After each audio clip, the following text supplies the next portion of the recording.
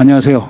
다시 찾아와 주신 여러분을 환영합니다. 트럼프가 내일 끝난다를 38번 외쳤다는 거, 그게 정말 협상이 진척돼서 나온 말이라고 보십니까? 강하게 때리고 강하게 위협하고 또 강하게 침묵합니다. 다들 이걸 트럼프식 압박 외교라고 부르는데요. 정작 그 침묵이 강함의 표현이 아니라 막다른 길에 부딪힌 신호라면 지금까지의 분석 자체가 완전히 다시 짜여야 합니다. 그리고 최근 며칠 동안의 흐름을 보면 그 신호가 점점 더 또렷해지고 있어요. 이란을 향해 토마호크 48발을 쏘고도 왜 이란이 무너지지 않았는지, 그리고 트럼프가 갑자기 동맹의 핵심인 네타냐후한테까지 공개적으로 등을 돌린 게 정말 우연인지, 이 두 질문이 오늘 영상의 출발점입니다. 오늘은 이 그림을 세 층으로 내려가 표면에서 보이는 군사 충돌이 한 층이고 그 아래에 깔려있는 트럼프 본인의 심리적 잠금 장치가 두 번째 층, 그리고 한국이 그 잠금 장치 때문에 직접 더하게 되는 외교 청구서가 마지막 층입니다. 결론부터 짚자면 이렇습니다. 트럼프의 침묵은 답을 찾은 자신감의 표현이 아니라 답을 못 찾았다는 신호예요. 그리고 그 답이 왜 안 나오는지를 한번 정리하고 나면 지금 미국이란 전선의 진짜 그림이 비로소 보이기 시작합니다. 이건 단순한 미국이란 군사 충돌이 아닙니다. 트럼프 본인이 자기가 만든 박스 안에 갇혀 있는 상태예요. 그리고 그 박스의 이름이 뭔지 주류 보도에서는 거의 다루지 않습니다. 다들 헬기 피격이니 호르무즈 봉쇄니 표면의 사건만 따라가고 있거든요. 보도들 한번 보시면요. 토마호크 49발이 위기 고조의 증거다, 이런 식으로 자극적인 헤드라인만 갑니다. 근데 정작 그 미사일이 왜 하필 토마호크였는지, 왜 벙커버스터가 아니었는지를 짚는 분석은 거의 안 보이거든요. 거기서부터 그림이 완전히 달라집니다. 그래서 오늘은 표면부터 시작합니다. 48발의 정밀 타격이 실제로 뭘 의미하는지, 그 다음 동기층으로 내려가서 트럼프가 왜 협상 테이블에서 펜을 못 드는지, 마지막으로 결과층, 이 교착이 한국한테 어떤 청구서로 돌아오는지까지 짚어보겠습니다. 먼저 토마호크 48발 얘기부터 까보겠습니다. 언론에서는 이걸 위기 고조의 증거처럼 다뤘는데요. 군사 전문가들의 분석을 들어보면 그림이 좀 다릅니다. 토마호크는 약 100km를 날아가서 10m 오차 안에 떨어지는 정밀 타격 미사일입니다. 다 부수려고 만든 무기가 아니에요. 정확히 한 점을 찍는 무기죠. 만약 트럼프가 진짜로 이란의 핵심 시설을 무력화하려고 했다면 통상적으로는 전략 폭격기에 벙커버스터를 잔뜩 싣고 들어갑니다. 작년 12.1 전쟁 때 미군이 핵시설을 때릴 때 그랬듯이요. 그게 진짜 박살내려는 공격의 모양입니다. 그런데 이번엔 벙커버스터가 아니라 토마호크였고, 타격 대상도 핵심 핵시설이 아니라 방공 시스템, 레이더 같은 데였습니다. 이게 무슨 얘기겠습니까? 한마디로 위협용이라는 거예요. 진짜 박살내려는 공격이 아니라 협상장에서 자기 자리를 키우려고 밖에서 큰 소리를 내는 그림인 겁니다. 거기다 미사일 한 발 가격이 약 200만 달러대인데 48발이면 1억 달러어치를 날린 셈입니다. 비싼 위협이긴 한데 그래도 위협이지 끝장은 아닌 거죠. 그러면 이란은 이걸 어떻게 받고 있을까요? 여기가 흥미로운데요. 작년에 이스라엘과 미국이 강하게 때렸을 때 미국은 이란의 핵시설이 완전히 파괴됐다고 자랑했었습니다. 그런데 최근 공개된 도청 자료를 보면 이란 고위직들끼리 별거 아니다, 타격 안 입었다, 이렇게 얘기하고 있었다는 거예요. 자랑은 자랑이고 실제 피해는 다른 얘기였던 거죠. 그리고 그 사이에 이란이 보여준 회복 속도가 미국 입장에서는 더 큰 골칫거리가 되고 있습니다. 더 중요한 숫자가 있습니다. 이란이 60%, 농축 우라늄을 약 440kg 정도 가지고 있다는 분석이 있어요. 60%에서 무기급인 90%까지 가는 데는 시간이 그렇게 오래 걸리지 않는다는 게 전문가들의 공통된 지적입니다. 게다가 약한 농축까지 다 합치면 11톤이라는 얘기도 나오고요. 미사일 부품도 원심 분리기도 생각보다 큰 타격을 안 입었거나 빠르게 복구되고 있을 가능성이 높다는 분석이 나오고 있습니다.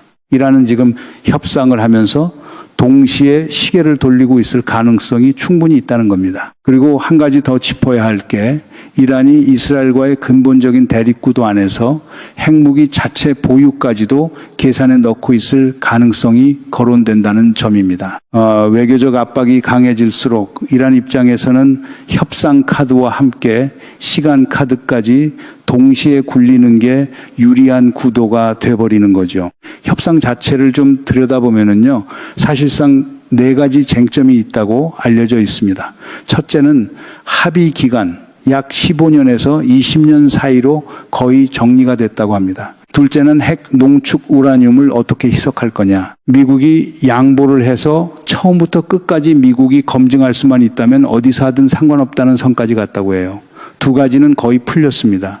문제는 셋째와 넷째예요. 셋째는 이란의 핵시설 3개를 어떻게 처리할 거냐. 미국은 다 없애라고 하고 이란은 1개는 남기겠다고 합니다.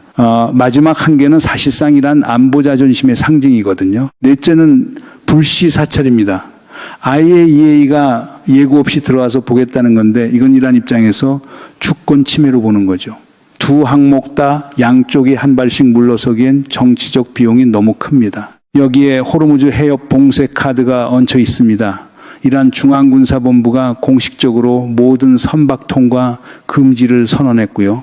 해협 통과를 시도하는 모든 선박은 발포 표적이 될 것이다. 이렇게 못 박아놨습니다. 미국은 자기네가 보호작전으로 200척을 통과시켰다고 자랑하는데 실제로는 약 100척이고 그것도 비밀리에 불 끄고 지나가는 수준이었다는 분석이 있습니다. 어마어마한 군사작전이 아니라 야간에 등 꺼고 살금살금 지나가는 그림이었던 거죠. 보세요. 양쪽 다 위협 카드만 던지고 있어요. 진짜 끝장을 보겠다는 게 아니라 협상장 안에서 자기 자리를 키우려고 밖에서 큰 소리를 내는 모양새인 거죠. 이게 군사 충돌의 풍경이라기보다는 협상 결렬을 못 인정한 양측의 기싸움 풍경이에요. 그런데 여기서 짚어야 할 게 하나 더 있습니다. 시간이 누구 편인가? 이 질문이에요. 트럼프 입장에서는 처음에 시간만 끌면 이란이 무너질 거라고 봤습니다. 제재 강도를 올리고 군사 압박을 가하고 동결 자금을 안 풀면 이란 경제가 버티지 못할 거라는 계산이었죠. 그런데 이란은 40년 넘게 제재 아래서 버텨온 나라입니다. 일종의 제재 내성 체질이 만들어져 있는 거예요. 작년 타격에서 회복하는 속도, 미사일 생산 라인의 복원 속도, 그리고 동결 자금이 풀리면 오히려 전쟁 전보다 더 강해질 수 있다는 분석이 나오는 걸 보면 시간은 오히려 이란 쪽으로 흐르고 있다는 평가가 더 설득력 있게 들립니다. 여기까지 들으시면 그러면 결국 다 풀린 거 아니냐 이렇게 정리하고 싶어집니다. 트럼프 본인도 폭스뉴스 인터뷰에서 그렇게 얘기했어요.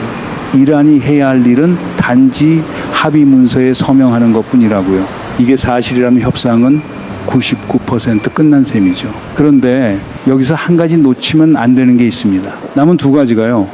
핵시설 1개를 남기는 문제하고 불시 사찰 문제. 이게 사실은 이란이 절대 모지양보하는 항목이에요. 핵시설을 다 포기한다는 건 이란 체제 입장에서는 무장 해제 선언에 가깝거든요.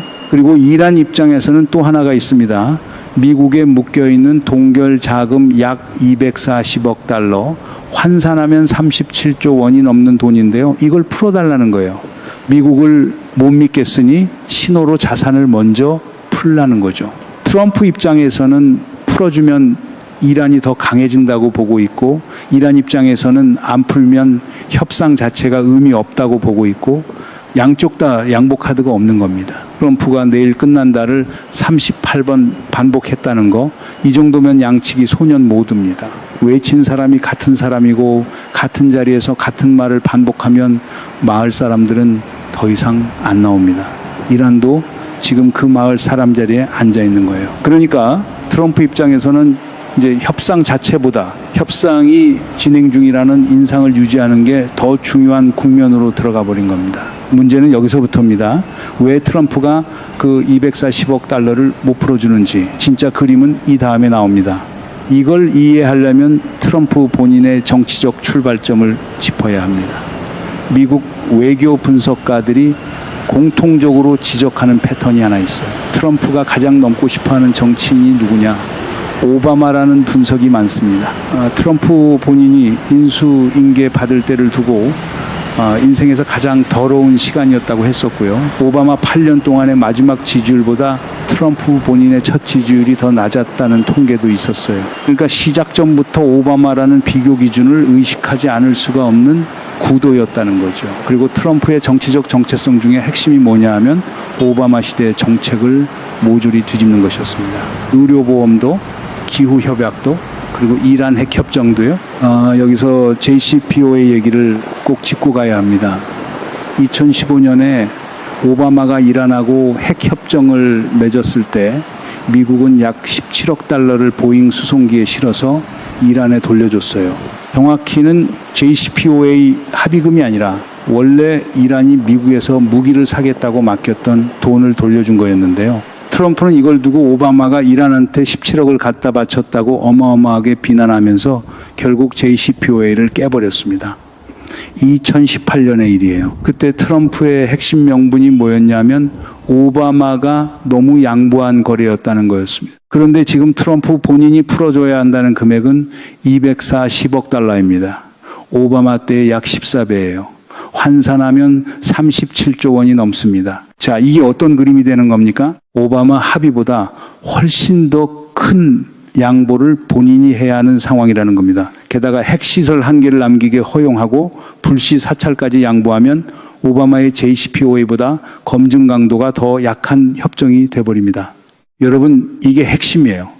트럼프 입장에서는 이 협정에 서명하는 순간 자기가 그토록 깨부쉈던 오바마의 JCPOA보다 더 나쁜 거래를 받아들이는 셈이 됩니다. 오바마는 17억으로 협정을 깠는데 본인은 240억을 풀어줘야 합니다.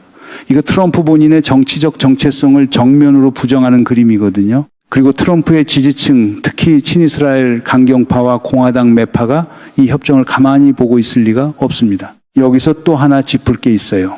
트럼프 2기 행정부의 외교 핵심 진영을 보면 마르코 루비오 국무장관을 비롯해서 이란 강경파가 곳곳에 밝혀 있습니다. 이 사람들은 JCPOA를 깨는데 앞장섰던 사람들이거든요. 트럼프가 자기 본인의 자존심을 접고 양보하려고 해도 행정부 내부에서 이 사람들이 견제 라인을 치고 있는 그림이에요. 게다가 이란하고 사우디, UAE 사이에 화해 무드까지 깔리면서 트럼프가 협상장에서 들고 갈 카드 자체가 줄어들고 있는 상황입니다. 그러니까 한마디로 누워서 침 뱉게요. JCPOA를 깰 때 자기가 던진 침이 지금 자기 얼굴로 떨어지고 있는 겁니다. 그 침을 못 닦으니까 협상 테이블에서 펜이 안 들리는 거죠. 트럼프의 침묵은 협상의 전략이 아니라 사실은 본인의 정치적 자존심이 만든 자물쇠인 셈이에요. 그리고 이 자물쇠를 풀어줄 사람이 지금 미국 어디에도 없습니다. 공화당도 못 풀고 민주당은 풀어줄 이유가 없고 트럼프 본인은 풀면 자기가 무너지는 구도니까요. 여기서 갑자기 등장하는 게 네타냐후입니다. 트럼프가 ABC 뉴스 인터뷰에서 네타냐후를 두고 한 말이 좀 심상치 않았어요. 기자가 네타냐후의 10월 총선 출마 여부를 묻자 트럼프가 이렇게 답합니다. 네타냐후가 계속하길 원하는지 모르겠다. 그는 전시 총리가 아닙니다. 한 문장이지만 이게 정치적 사형 선고에 가까운 발언이에요. 사실상 트럼프가 네타냐후를 버린다는 신호로 익힙니다. 실제로 발언이 나오자마자 이스라엘 집권당이 즉시 공식 성명을 냈죠. 네타냐후 총리가 다가오는 선거에 출마한다고요. 부랴부랴 진화에 나선 그림입니다. 미국 여론조사를 봐도 네타냐후에 대한 호감도가 계속 떨어지는 추세였고 거기에 트럼프까지 공개적으로 거리를 두기 시작하면 이스라엘 내부에서도 네타냐후를 버리자는 움직임이 본격화될 수 있습니다. 이게 왜 중요하냐면요. 그동안 미국-이란 협상에서 가장 큰 걸림돌 중 하나가 바로 네타냐후였습니다. 협상 진행되려고 할 때마다 이스라엘이 헤즈볼라를 때리거나 이란 본토를 때려서 판을 다시 흔들곤 했거든요. 그런데 트럼프가 이 변수를 정리하려는 신호를 보내고 있는 겁니다. 타이밍을 한번 보세요. 네타냐후 본인 입장에서는 사실 이번 전쟁 국면이 일종의 정치적 산소호흡기였습니다. 국내 인기가 떨어지고 조기 총선 압박을 받던 상황에서 전쟁이 시작되면서 전시 총리라는 명분으로 자리를 지킬 수 있었거든요. 그런데 트럼프가 공개적으로 전시총리가 아니다라고 못 박는 순간 그 산소 호흡기를 빼버리는 셈이 됩니다. 이스라엘 국민들이 미국에 버림받은 네타냐후라는 이미지를 받아들이는 순간 네타냐후의 정치적 수명은 사실상 끝나는 거고요. 보세요. 트럼프 본인이 그토록 강력하게 군림하고 있다고 주장하지만 정작 동맹인 네타냐후한테는 등을 돌리고 이란 협상에서는 펜을 못 들고 있어요. 이거 벌거벗은 임금님 행차하고 있는 분위기 아닙니까? 다들 옷이 멋지다고 말해줘야 하는 분위기인데 옷이 어디 있는지 보이는 사람들은 이미 다 보고 있거든요. 강하게 보이려 할수록 답을 못 찾았다는 신호인 거예요. 이 한 줄에 지금 미국이란 협상 전체가 압축되어 있습니다. 그러면 한국은 이 그림에서 어디에 있을까요? 이재명 대통령이 최근 유럽 순방을 다녀오면서 한 EU 공동성명을 발표했습니다. 거기에 우크라이나 휴전 강조, 러시아 북한 활동 중단 촉구, 대만 해협 평화 강조, 호르무즈 항행의 자유 같은 내용들이 담겼어요. 여기에 대해서 외교 전문가들 사이에서는 두 갈래 시각이 나옵니다. 한쪽은 미국에 묶여 압박받는 국가들과의 연대 틀을 만들었다는 평가고요. 다른 한쪽은 북한 문제 풀려면 중국과의 통로가 더 중요한데 유럽에 가서 대만이나 남중국해까지 언급한 건 중국을 자극할 수 있는 그림이 됐다는 지적입니다. 이건 단순한 외교적 선택의 문제가 아니에요. 한국 정부가 미국과 EU 진영의 우크라이나 지원 요구 그리고 중국과의 북한 접근 통로 사이에서 동시에 줄타기를 하고 있다는 신호입니다. 동맹이 보내는 청구서와 안보가 요구하는 통로가 정면으로 부딪히는 자리, 거기에 한국이 서 있는 거죠. 그리고 EU 입장에서는 한국이 반도체 파트너로 결정적으로 중요해진 상황이라 EU도 한국한테 보내고 싶은 신호가 있었던 거고요. 한국의 입장에서 가장 직접적으로 와닿는 변수는 호르무즈입니다. 한국이 수입하는 원유의 상당 부분이 호르무즈 해협을 지나오거든요. 거기가 막히거나 발포 표적이 되는 순간 유가가 흔들리고 그게 환율로 KOSPI로 그리고 일반 가정의 기름값으로 직접 내려옵니다. 트럼프와 이란의 기싸움이 한국의 가계부에 실시간으로 꽂히는 구조인 거죠. 예, 여기에 LNG 문제도 얹혀 있습니다. 한국이 카타르에서 수입하는 LNG 물량 상당수가 호르무즈를 통과해서 들어옵니다. 겨울철 난방 시즌까지 이 상태가 이어지면 가스 요금에 직접 영향이 오는 거고요. 거기다 한국 방산업계가 최근 중동 시장에 무기 수출을 크게 늘리고 있는데 사우디, UAE, 이스라엘 사이에서 한쪽으로 너무 기울어 보이면 다른 쪽 시장이 닫히는 구조라 이 균형도 같이 흔들리고 있는 상황입니다. 사실 우크라이나 전쟁도 같은 패턴으로 가고 있어요. 최근 우크라이나가 푸틴의 고향인 상트페테르부르크에 대규모 드론 공격을 했고 석유 터미널이 불탔습니다. 러시아는 키이우 수도에 미사일 73발, 드론 656대로 대응했어요. 끝나지 않는 소모전이 계속 가는 그림인 거죠. 결국 미국, 이란도 러시아, 우크라이나도 양쪽 다 상대의 완전 항복을 요구하면서 시간을 보내고 있습니다. 진짜 전환점이 있다면 9월 24일로 예정된 것으로 알려진 미중 2차 정상회담이라는 분석이 많아요. 그때까지는 이 교착 상태가 풀리기 어렵다는 거죠. 그리고 그 회담에서 트럼프가 시진핑한테 어떤 카드를 내미느냐가 한국이 다음 분기를 어떻게 보낼지를 사실상 결정하게 됩니다. 여기서 한 가지 더 짚어드릴 게 있어요. 미국이란 전쟁의 진짜 지표는 사실 호르무즈도 아니고 핵시설도 아닙니다. 사우디와 UAE가 어느 쪽에 줄을 서느냐, 그리고 중국이 이란하고 어느 정도까지 손을 잡느냐, 이게 진짜 지표입니다. 그리고 두 지표 다 지금 미국한테 불리한 방향으로 움직이고 있어요. 트럼프 본인의 자물쇠가 미국의 중동 영향력이 줄어드는 더 큰 그림과 맞물려 있는 거죠. 그러면 한국은 그 9월 24일까지 어디에 줄을 서야 합니까? 이게 지금 한국 외교가 떠안고 있는 가장 무거운 청구서예요. 미국 진영의 요구는 단호하고 중국과의 통로는 점점 좁아지고 있고 이란 호르무즈 변수는 에너지 수입에 직접 꽂힙니다. 다시 처음 질문으로 돌아가 봅시다. 트럼프가 내일 끝난다를 38번 외친 이유, 이제는 조금 다르게 들리시지 않습니까? 그건 협상 진척의 신호가 아니라 협상장에 펜을 들고 들어갈 명분을 본인이 못 찾고 있다는 신호였습니다. 오바마라는 거울 앞에서 자기 손이 멈춰 있는 거예요. 이 잠금 장치가 풀리지 않는 동안 호르무즈 해협에서는 유조선이 발포 표적이 되고 우크라이나에서는 드론이 매일 떨어지고 한국은 미국 진영과 중국 진영 사이에서 어느 쪽 줄을 잡을지 매일 다시 결정해야 합니다. 트럼프 한 사람의 심리적 박스가 세계 세 곳의 전선을 동시에 묶고 있는 그림이에요. 그리고 그 박스를 풀어줄 외부 변수가 지금 미국 정치 안에는 보이지 않습니다. 그러면 진짜 질문은 이렇게 바뀝니다. 9월 24일 미중 정상회담에서 트럼프가 자기 박스를 깰 수 있을까요? 아니면 그 박스를 가지고 또 다른 협상장으로 갈까요? 이 답이 한국의 다음 6개월을 정합니다. 이 흐름이 어디로 가는지 같이 추적하고 싶으신 분들 구독과 알림 설정 한번 부탁드립니다. 9월 24일 그날까지 호르무즈, 키이우 그리고 워싱턴에서 나오는 변수들을 매주 짚어드리겠습니다.